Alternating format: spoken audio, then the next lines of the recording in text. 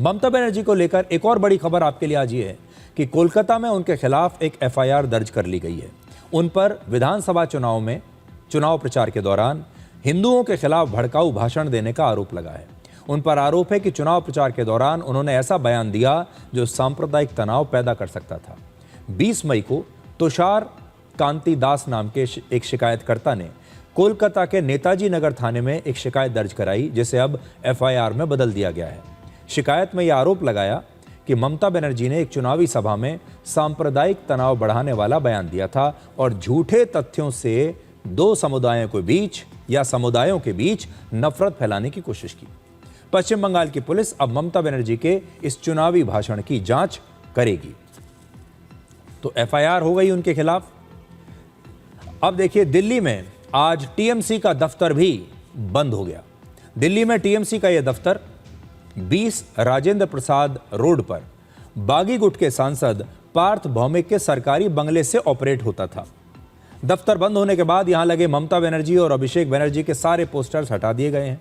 और एक महीने में ममता बनर्जी की राजनीति और उनकी टीएमसी कितनी बदल गई है, आपको इस दफ्तर की 2 तस्वीरें देखने के बाद पता चल जाएगा। ये बगावत के बीच एक बड़ी तस्वीर है। अब बागी गुट के नेताओं को ममता बनर्जी और उनके भतीजे के पोस्टर मंजूर नहीं, जबकि एक महीने पहले तक ममता बनर्जी की राजनीति का दबदबा यहां दिखता था और इसी दफ्तर को दिल्ली में टीएमसी की राजनीति का केंद्र माना जाता था।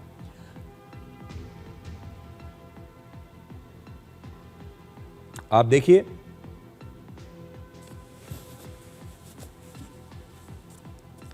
एक तस्वीर है 4 मई की और एक तस्वीर है अब की। अब टीएमसी के दफ्तर पर ताला लग चुका है।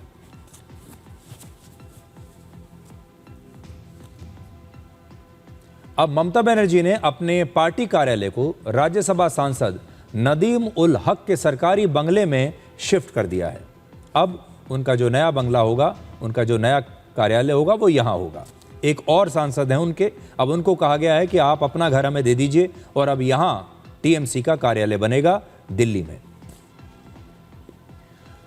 तो ममता बनर्जी की जो पार्टी है, हमने देखा इससे पहले बहुत सारी पार्टियां टूटी हैं, लेकिन जिस गति के साथ, जिस स्पीड के साथ ममता बनर्जी की पार्टी टूट रही है, जिस प्रकार से वो वाष्पित हो रही है, हवा में घुल रही है, ऐसा पहली बार देखने को मिल रहा है।